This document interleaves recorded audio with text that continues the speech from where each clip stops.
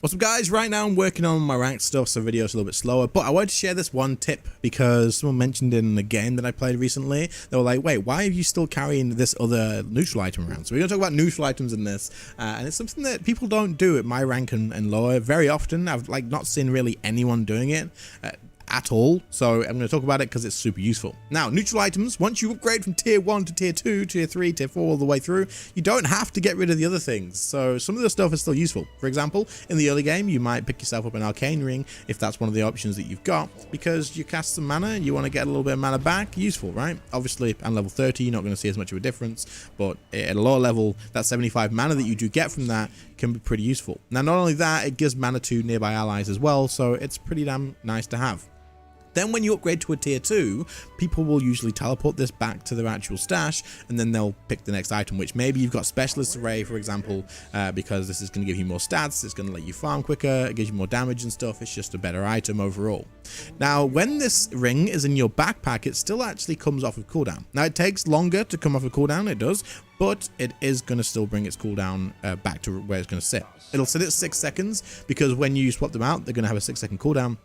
But you can keep this with you and you don't have to get rid of it. So keep an eye on the sort of things that you can take use of, because even through the level 10, level 12 or 15, whatever, this ring can still be useful. So when it gets 6 seconds left, you swap it in and out of your little neutral item slot, you cast that and you give yourself and nearby allies some extra mana, and then you swap back to the item that you've got that is currently better. So it's still worth hanging on to these because they can be useful. Another thing that's pretty useful like this is the Seeds of Serenity. Obviously, you can use it the exact same way. You can swap it out. You can cast it after taking a fight and you're going to push a lane. You get 10 extra health regen for your allies and your creeps as well. And then you can swap back to this as soon as you've casted it, and it'll still stay on the ground to heal your actual allies. It's only a tiny bit of extra help, but it is extra help that you didn't have, so you can keep hold of it, right? And if you're a support, one of the best things, holy hell, is this shovel. So many people will pick this shovel, right? Because they're like, oh yeah, I can dig and I can get bounty runes and all this sort of stuff, or I can get a salve, or I can get like a mango or the gold creep. Like, there's so many different things you can get. But for example, if you keep getting the bounty runes, I'm not going to get a single one. Holy crap. Right, guys, click the sub button. Helps the channel out loads. But also, maybe if you do, we'll get a bounty. What the frick? This is crazy. Okay, well, you can get bounty runes from these, I promise. There we go. We finally got, holy hell, that took so long. But there you go. So you get a bounty rune, or you get all these supplies as well, right? But every time this comes off a cooldown, when you swapped it out, you can wait for it to go off cooldown in your backpack, swap it out again after a fight or whatever when it's safe, dig one up, get some more gold creeps, pass that to an ally, pass it to yourself, and get your extra increased gold per minute. And then as soon as you've dug, you just swap it out again, let it go off of cooldown and refresh in your actual backpack. So take advantage of these things. There's many things you can do. There's a lot of things you can do. But one thing that I am gonna talk about quickly is the cooldown reductions, right? This is the last thing, so to very quickly go over it. Death Prophet, for example, has a very long cooldown ultimate that you're going to want to have some cooldown reduction on if you get given the option. Quickening Charm reduces the cooldown by 10%, right? So let's say at tier 3, when you got your neutral items, you got yourself a Quickening Charm. That's what you got out of that, and it's nice and useful. And then on tier 4, you got shafted a little bit, and you had to take a Trickster's Cloak because everything else was a bit trash. You got like the Ninja Gear, the Telescope, the Trickster's Cloak, and this thing here or whatever. And it's just, ideally you just take the Trickster's Cloak because it is what it is, right? You didn't get the Spell Prism, you didn't get Timeless Relic.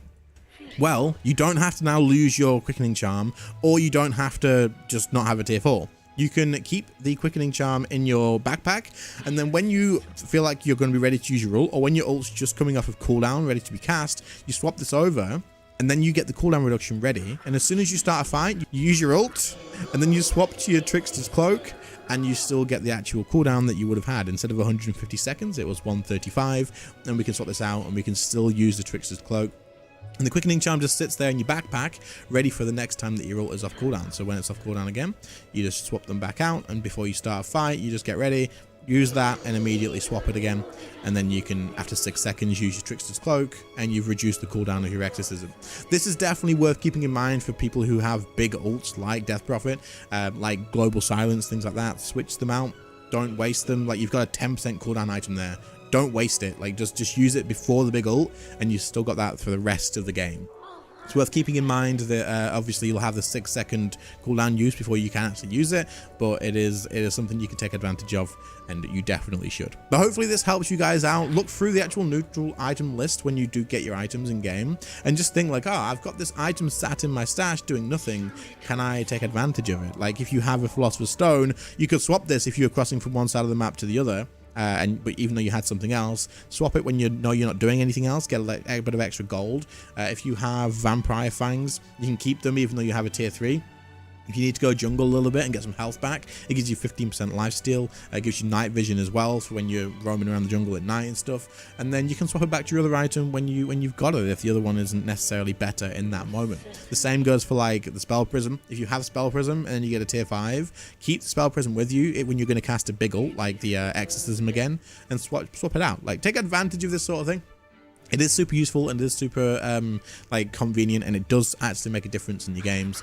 This shovel though, getting bounty runes from the start of the game all the way to the end, you're going to increase the amount of gold your team gets a lot. So to keep the shovel on you, just always, and then every time you get like a moment, just dig, get yourself a bounty rune. Ah, it happens straight away this time.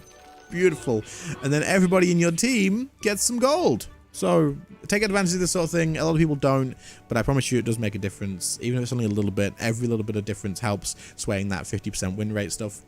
So yeah, anyway, I hope you all found this useful. If you did, please leave a like, sub to the channel. I will be making more tips and stuff like this as we go along, and I'll be making more actual like longer edited up content once I get my rank stuff done, which I'm going to be grinding out over the next couple of days. So anyway, I'll catch you on the next one, and yeah, see you later guys, bye.